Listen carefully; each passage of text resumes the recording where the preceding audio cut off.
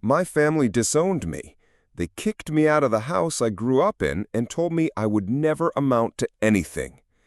That night, I stood on the front lawn with my belongings stuffed in black trash bags, watching them slam the door shut behind me. I was 18. I had no job, no plan, and no idea where I was going. All I knew was that the people who were supposed to love me the most had just turned their backs on me. And yet, years later, I walked back into that same house, not as their child looking for acceptance, but as the new owner. The deed had my name on it, not theirs, and the look on their faces when they realized it was worth every single night I had spent in the dark, wondering if I would ever make it. But let me take you back, because the road from being kicked out to buying the very house they once denied me wasn't easy. I wasn't born into a terrible family.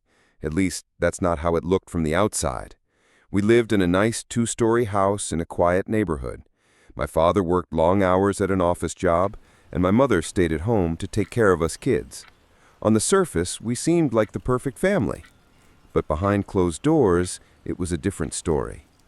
I had an older brother, Daniel, and a younger sister, Grace. Daniel was the star of the family. Straight-A student, captain of his school's football team, always praised for his discipline and drive. Grace, on the other hand, was the darling of the house. Sweet, polite, talented in music, she could do no wrong in my parents' eyes. And then there was me. I wasn't a bad kid, but I was different. While Daniel was outside practicing football, I was in my room taking apart old computers just to see how they worked. While Grace was learning piano pieces to play at family gatherings, I was sketching designs in a notebook. I was curious, creative, and independent. But to my parents, that wasn't enough. "Why can't you be more like your brother?" my father would say at dinner, his voice sharp as a knife. "Why can't you be as sweet as your sister?" my mother would add, shaking her head.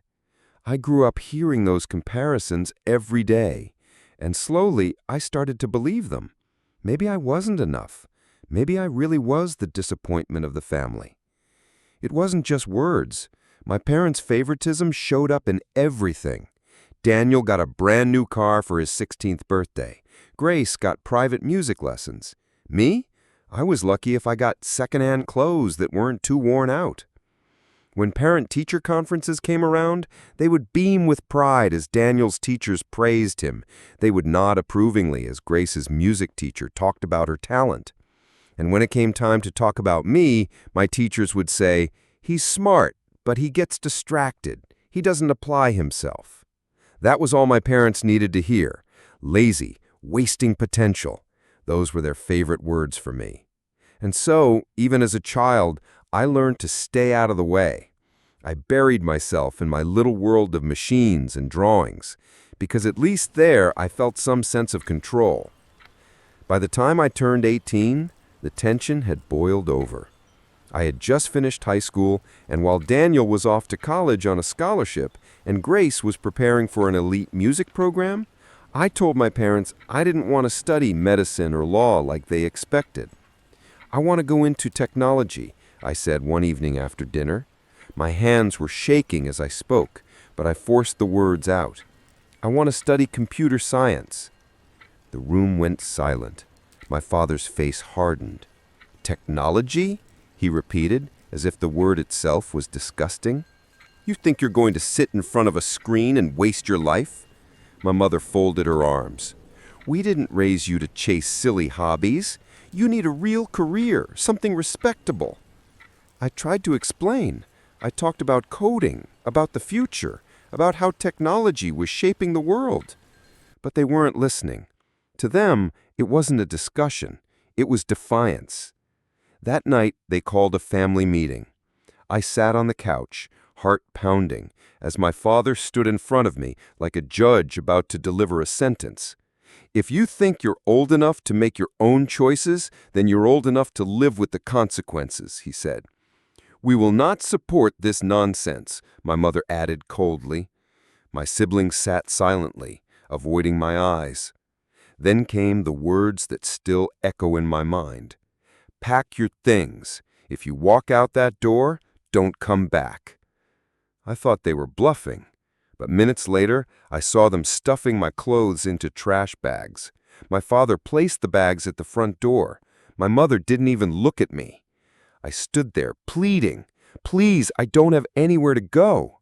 "You made your choice," my father snapped. "Now live with it."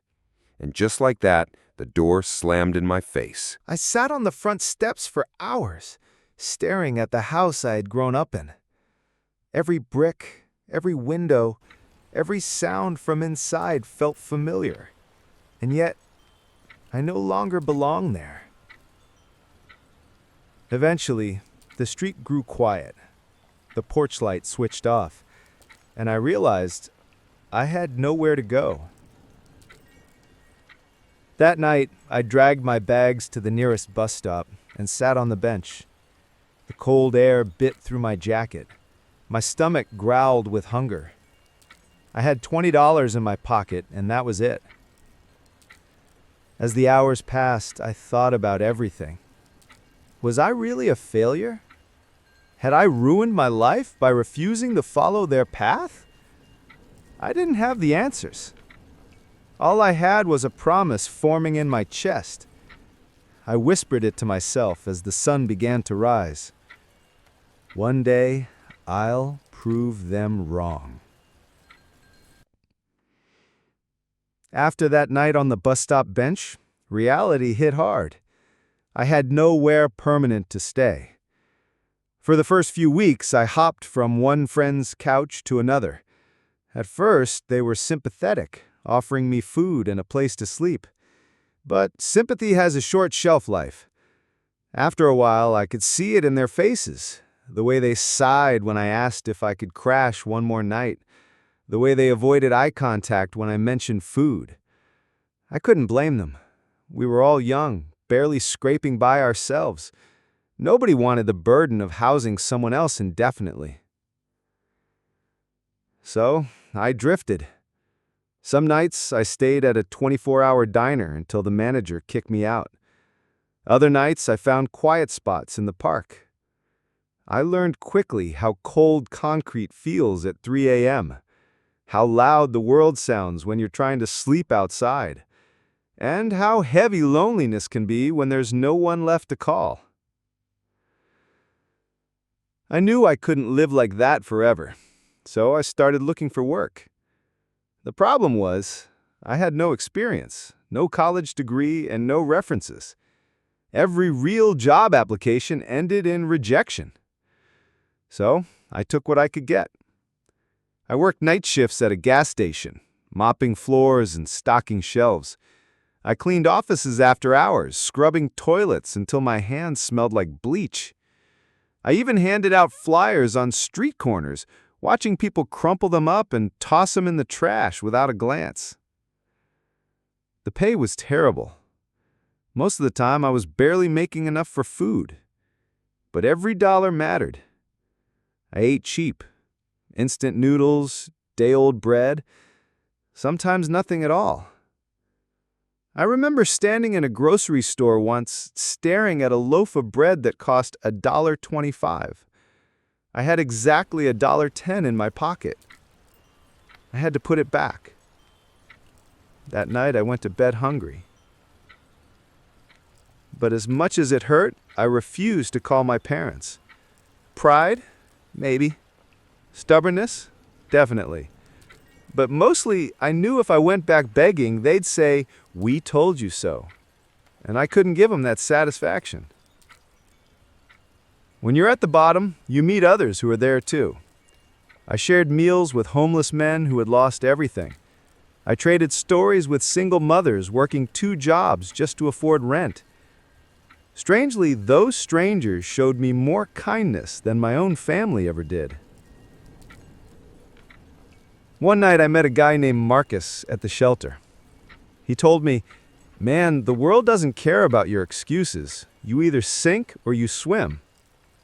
He was right. Nobody was coming to save me. I had to figure it out myself. The turning point came when I landed a job at a small electronics repair shop. The owner, Mr. Patel, needed someone to help with basic tasks: cleaning, running errands, organizing stock. It wasn't glamorous, but at least it was steady. One day, while I was sweeping, he noticed me watching him repair a laptop. "You like computers?" he asked. "Yeah," I said quietly. "I used to take them apart when I was younger." He smiled. "Curiosity is good. Come here, watch closely." That was the first time someone had encouraged me in years. Slowly, he let me help with small things: changing parts, running diagnostics. I made mistakes, but he was patient. He saw something in me my parents never did. Working at that shop sparked something in me. Every paycheck, no matter how small, I saved a little. I bought secondhand books on computer repair, downloaded free coding tutorials at the library, and stayed up late practicing. I still remember the first time I wrote a simple program that actually worked. It was nothing special, just a calculator that added numbers. But to me, it felt like magic. For the first time, I wasn't just surviving. I was building something. Still, it wasn't easy. Some nights I came home exhausted, too tired to think.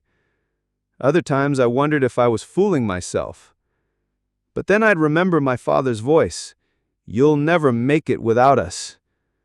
And I'd push harder. Of course, not every day was progress. There were setbacks. Times when I lost a job and had to start over.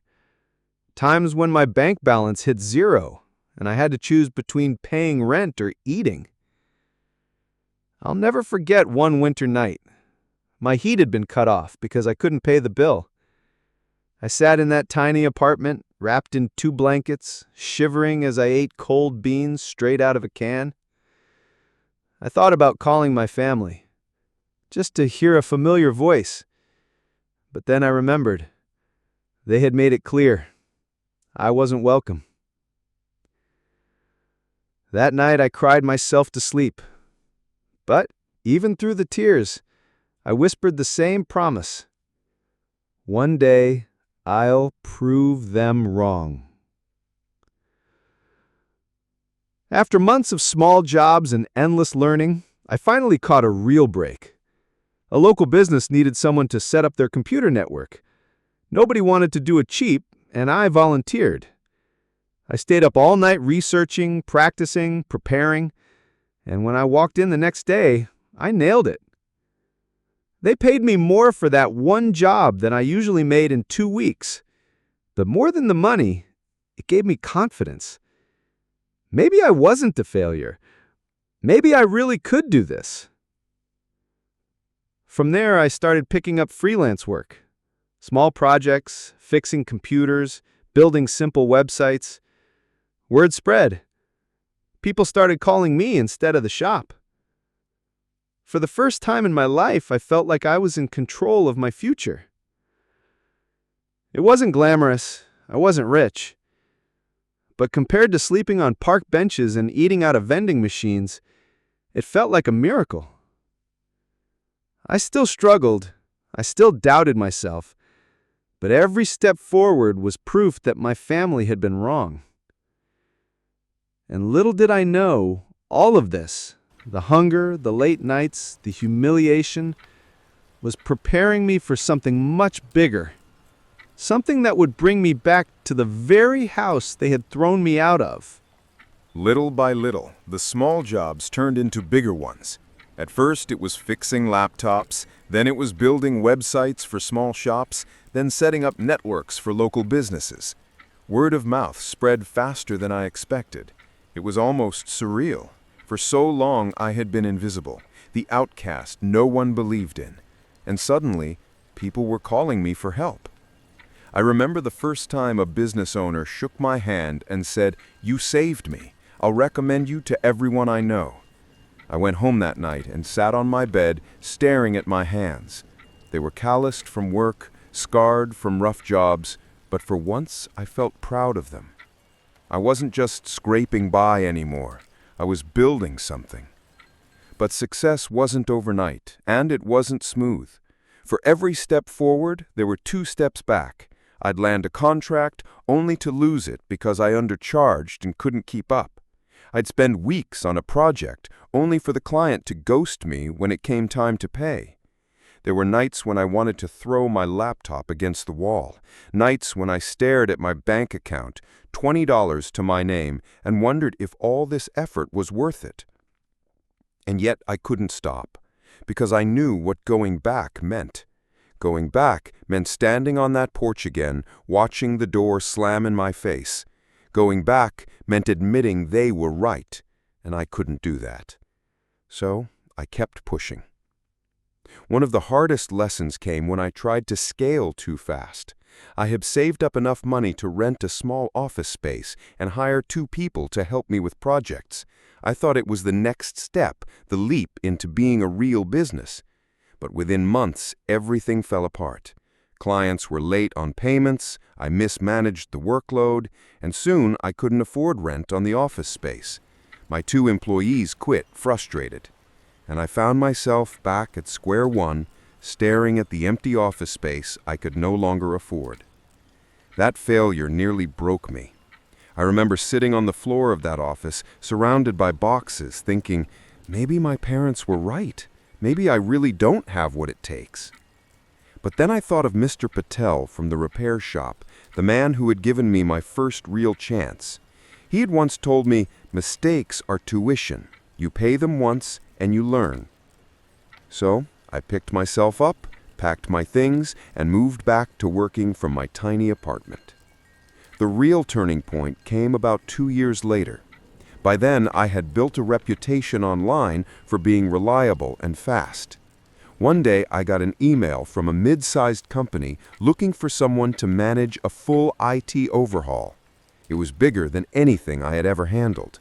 At first, I hesitated. My brain screamed, "You're not qualified. You'll mess this up."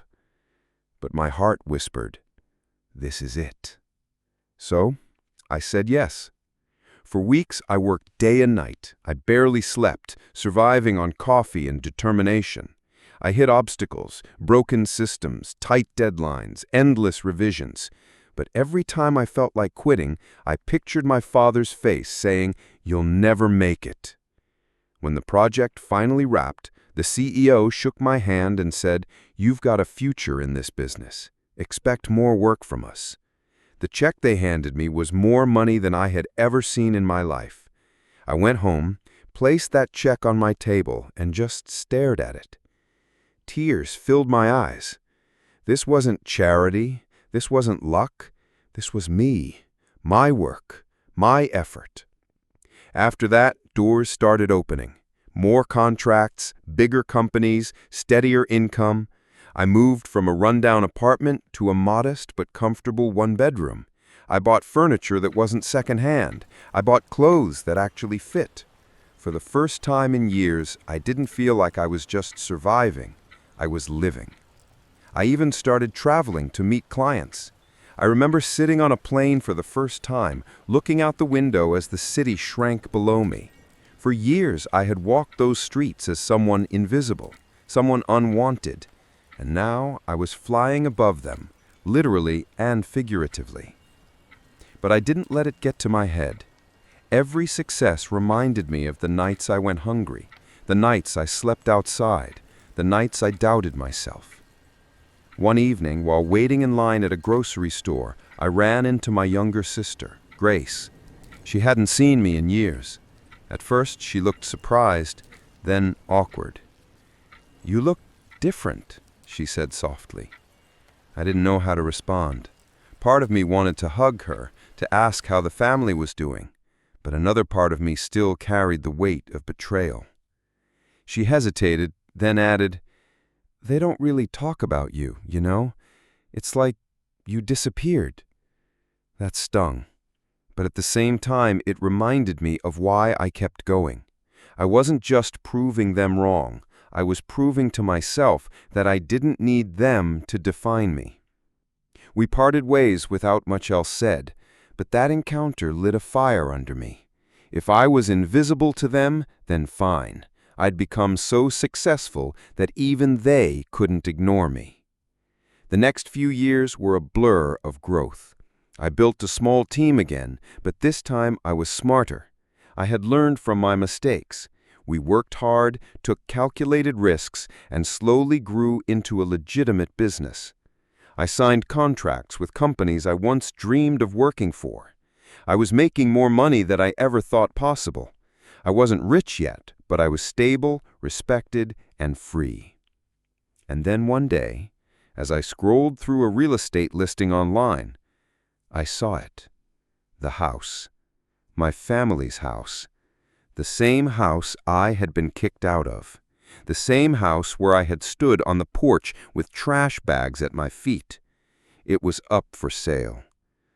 I froze, staring at the screen. Memories came flooding back. My mother's cold eyes, my father's harsh words, the sound of the door slamming. And then, slowly, a smile crept across my face. I knew what I had to do. At first, it felt unreal. The house was right there, staring back at me from the listing, as if it was calling me. My chest tightened. I thought about all the nights I had prayed for some kind of justice, for life to give me even one chance to prove them wrong. And now, here it was. Still, I hesitated. I closed the laptop and paced my apartment, heart pounding. Was I really ready for this? To walk back into the very place that had destroyed me? To lay claim to the walls that once rejected me? I couldn't sleep that night. I tossed and turned, replaying the memory of that final evening. Standing on the porch with trash bags in my hands, while my father's voice rang in my ears, telling me I'd never survive. The memory burned so hot, it felt fresh again. By morning, the decision was made. I called the realtor. Pulling up to the house after all those years was like stepping into another lifetime. The siding was more worn, the yard was messy, weeds choking the front steps, but to me, it was instantly recognizable.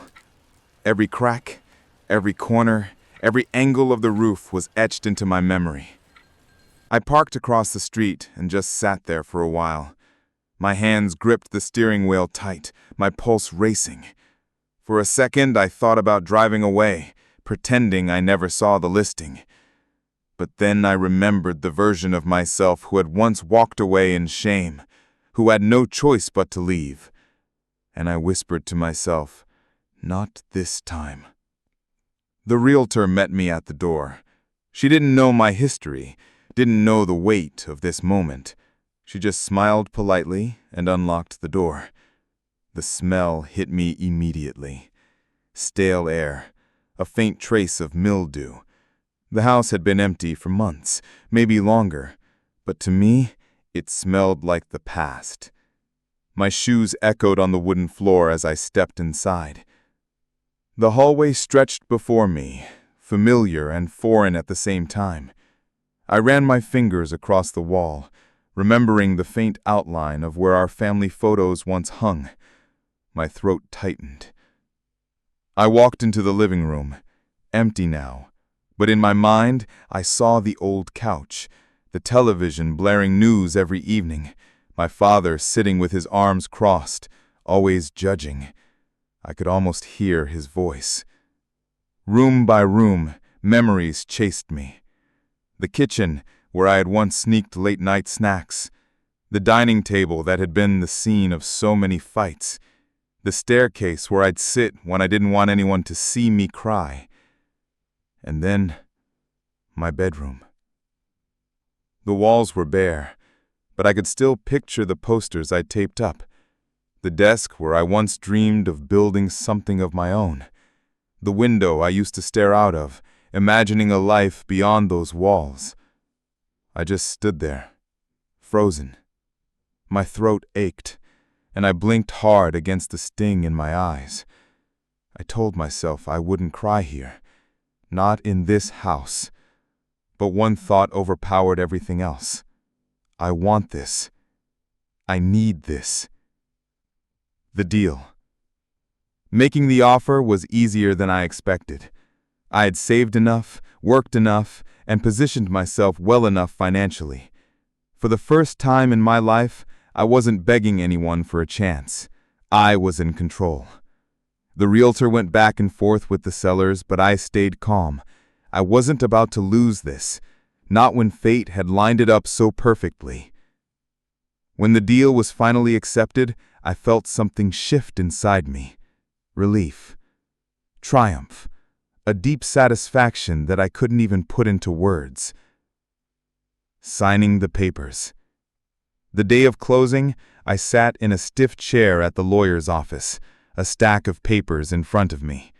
My pen hovered over the first signature line, and for a moment I just stared at it. I thought about that night on the porch, about the sound of the door slamming, about the years of struggle and hunger and failure. And then I signed. Each stroke of the pen felt like a declaration. I made it. I was enough. I am enough. When I finished the last page, the lawyer slid the keys across the table. A simple set of metal keys. But when they hit my palm, I felt like I was holding the universe. First night back. That evening, I drove straight to the house. I unlocked the door, stepped inside, and shut it behind me. For the first time ever, I didn't feel like a guest here. I didn't feel like I was trespassing in someone else's space. This was mine. I walked through the rooms in silence. No furniture, no family, no noise. Just me and the house. I sat on the floor of my old bedroom, leaning against the wall. My hand rested on the wooden floorboards. I whispered into the silence. I told you I'd be back. And for the first time in years, I felt at peace. But deep down, I knew this story wasn't finished yet. Because sooner or later, my family would find out. And when they did, they'd have to face me, not as the kid they kicked out, but as the owner of the home they once ruled. I thought about keeping it quiet.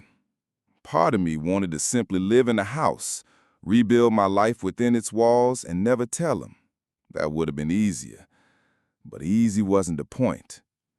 For years, they had defined me as the failure, the disappointment, the unwanted one. They needed to see who I had become. They needed to face the truth. It didn't take long for the news to travel. Small towns have a way of spreading gossip faster than wildfire. The for sale sign came down, and within days, whispers started. Neighbors noticed. Old acquaintances noticed. And eventually, my family noticed. I got the call one afternoon. The number flashed across my phone. My mother's. I stared at it, my stomach twisting. For years, I had dreamed of this moment. But now that it was here, my hands trembled. I answered. Her voice was sharp, clipped. Is it true? Did you buy the house? For a moment, I just listened to the silence between us, heavy and fragile. Then I said, steady as I could, yes, I did. She sucked in a breath, but before she could speak again, I ended the call.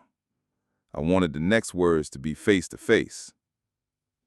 2 days later, there was a knock on the door, a knock I knew by heart, firm, demanding.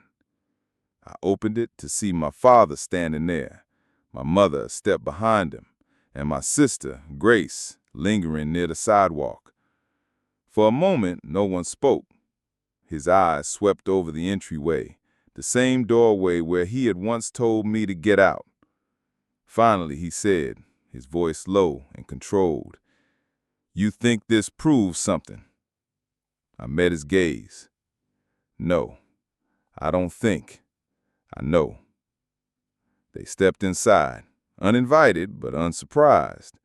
My mother looked around, her eyes darting from corner to corner as if she couldn't believe the house belonged to me. "This was our home," she whispered. "No," I corrected her. "It was yours until you threw me out." Now it's mine. My father's jaw tightened. We did what we had to. You were ungrateful, lazy. Stop. I cut him off. My voice shook, but not with fear this time, with power. You kicked me out with nothing. You told me I'd never survive without you. Look around. I survived. I thrived. And now I own the very house you threw me out of. The silence that followed was thick. My sister shifted uncomfortably, glancing between us. Why? My mother finally asked, her voice trembling. Why would you buy this place? To hurt us? I shook my head. No. To remind myself that I didn't need you to become who I am. This house isn't about you anymore. It's about me, my growth, my victory. My father's face darkened. He muttered something under his breath and stormed toward the door. My mother followed, her eyes wet but unreadable. Only Grace stayed behind for a moment. She looked at me with a mix of sadness and admiration. You really did it, she whispered. I nodded. She gave me a faint smile before leaving. The aftermath. When the door shut and I was alone again, I stood in the middle of the living room, heart still racing. My hands shook, but my chest felt lighter than it had in years. They had seen me. They had heard me. They could deny it all they wanted, but the truth was inescapable. I had proven them wrong. This house wasn't just walls and a roof anymore. It was a monument to resilience, to survival, to transformation. And as I looked around, I realized something important. I didn't buy the house for revenge. I bought it for closure, for healing, for me. When the dust settled, when the knocks on the door stopped, and when the gossip finally died down, I found myself walking through the house in silence. Each room carried a memory, some painful, some bittersweet. I stood in the living room, where I had once been told I was worthless. Back then, those words cut me deeper than any wound. But now, standing on polished floors that I had paid for, I realized something. The words had no power anymore. At first, I thought moving back here would reopen wounds. I was afraid I'd feel haunted by the past, trapped in the same cycle of anger and hurt. But day by day, the house started to feel different. The bedroom that once felt like a prison became a sanctuary. The kitchen, where I had watched my parents argue about me, became a place where I cooked meals for myself, laughing at how I used to survive on instant noodles. The porch, where I had stood the night they kicked me out, became the place I sipped coffee in the morning, watching the sunrise in peace. The house hadn't changed. I had. I used to believe family was blood, that no matter what, they were supposed to stand by you. But life taught me a harder truth. Family is not defined by DNA. It's defined by who shows up when the world turns its back on you. For me, it was the diner owner who gave me a job when no one else would. It was the coworkers who shared their meals when I couldn't afford food. It was the strangers who became mentors, teaching me skills and encouraging me when I doubted myself. They became my family. And standing in this house, I realized something important. I didn't need the approval of the people who abandoned me. I had built my own support system, my own circle, my own life. Owning this house wasn't about revenge. It wasn't about throwing success in my parents' faces. It was about proving to myself that no one has the right to define my worth. For a long time, I carried their voices in my head, telling me I'd fail, telling me I wasn't enough. But every challenge I overcame, every step I took toward building a better life, chipped away at that voice. Now, when I hear it faintly in the back of my mind, I can finally answer it. I am enough. More than enough. closure. Sometimes, late at night, I still hear echoes of the past. I hear the slam of the door when they kicked me out. I hear the silence of sleeping on a bench. I hear the whispers of people doubting me. But those sounds don't scare me anymore. They remind me of how far I've come. I walk through the halls of this house not as the broken child they once cast aside, but as the adult who took back control of his life. I didn't just buy a house. I reclaimed a piece of myself. To anyone listening who has ever been told they weren't good enough, who has ever been cast out, abandoned, or underestimated, hear me clearly. You are not defined by the people who doubt you. You are not bound by the past they tried to trap you in. You have the power to rise, to fight, to rebuild, and to create a life that is yours. And one day, maybe sooner than you think, you'll look back at the place where they told you you can't and smile, knowing you did. Because in the end, success isn't about proving them wrong. It's about proving yourself right.